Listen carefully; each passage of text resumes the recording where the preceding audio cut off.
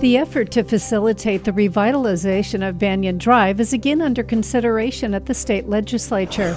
There are a few bills that deal with the state-owned lands on the Waiakea Peninsula. Some have already had hearings. For example, Senate Bill 2972 requires the state to allocate revenues to the county's Banyan Drive Hawaii Redevelopment Agency and help fund environmental impact studies. The bill had a hearing on February 12th on Oahu. Hawaii County Planning Director Michael Yee was on hand to testify. I think first I want to kind of address, there's been some question whether or not Hawaii County has been supportive of economic development, revitalization of Banyan Drive, and I wanted personally to convey that the mayor is definitely in support. In terms of this bill, I submitted testimony that we wanted to cap it at $250,000 this first year, because we just, you can't have some outlier out there in terms of how long we'll be paying out. At the hearing, the State Department of Land and Natural Resources explained their position. So we've been participating in these discussions with the county for a long time, but meanwhile, we've been moving ahead with all the steps necessary as the opportunities come up for redevelopment, because it's true that the bulk of it is on lands managed by DLNR. The really large pieces are the Naniloa Hotel, which is all renovated. They're almost completely done now with the renovation. HILO Hawaiian, and they are done with the renovation.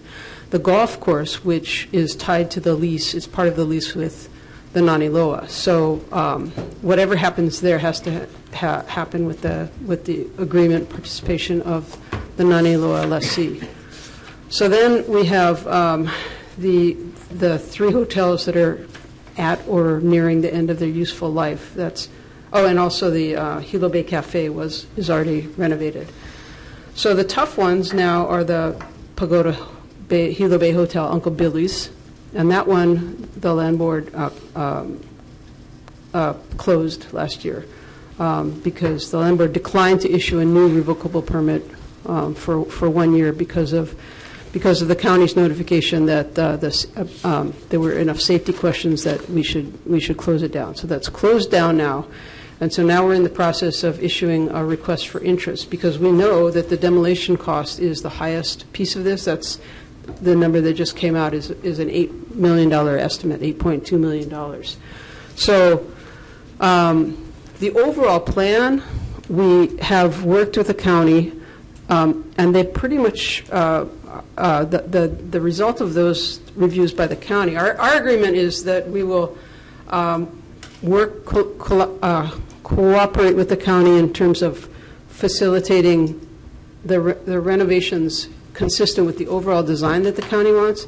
And the county pretty much agrees that the current layout is basically the way they want the future to be. And so that means we have to tear down and presumably rebuild Uncle Billy's and Country Club, at least, in order to fit that design. But the biggest cost is going to be the tear down. And so we think that if there is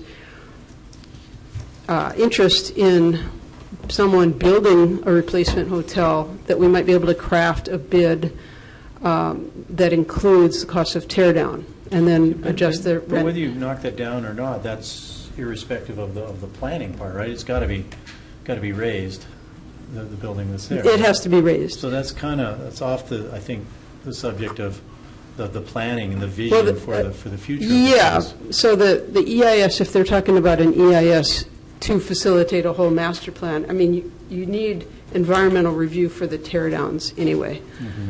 Mm-hmm. So that's part of what kind of what you want to reserve the special land funds then for that. Is what you're saying. Or to do it under an RFI so that a private developer will take that cost. I think the cost of demo is going to exceed the ability of the land development fund to pay for it. I mean, it's really... It's a big capital expense, right.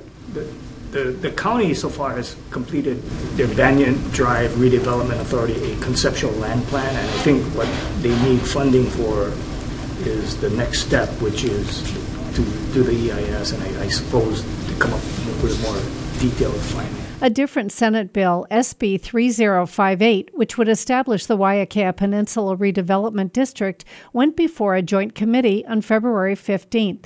Once again, DLNR officials were present for the hearing. Under this bill, it just says the state could move forward unilaterally.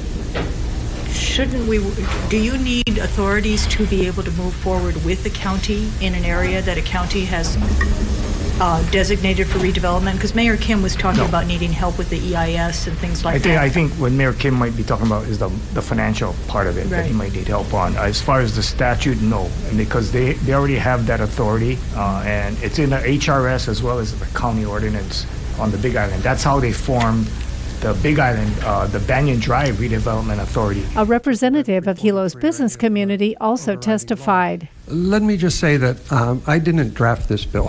You know, using terms like notwithstanding and superseding, I understand, you know, the reasons that an authority would want that kind of language so that they can move, you know, at an efficient pace. But I don't believe, at least from people in East Hawaii, there's any interest in superseding or circumventing.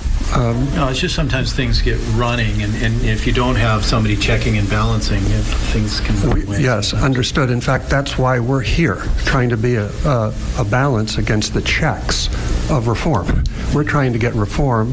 We've been trying it for going on 10 years now. We're constantly being checked. We'd like to get it balanced. Thank you. So this bill is pretty much focused on the potential of creating a Waiakea Peninsula Redevelopment District only. And the two more amendments. And in addition to that, we'll add a requirement that the required district development plans for each designated district include consideration related to sea level rise and climate change, and we'll also delete the exemption that allows the district development plans to supersede all other inconsistent ordinances and rules relating to use, planning, development, and construction on public land in the designated district, which is on page 13, starting at line 13.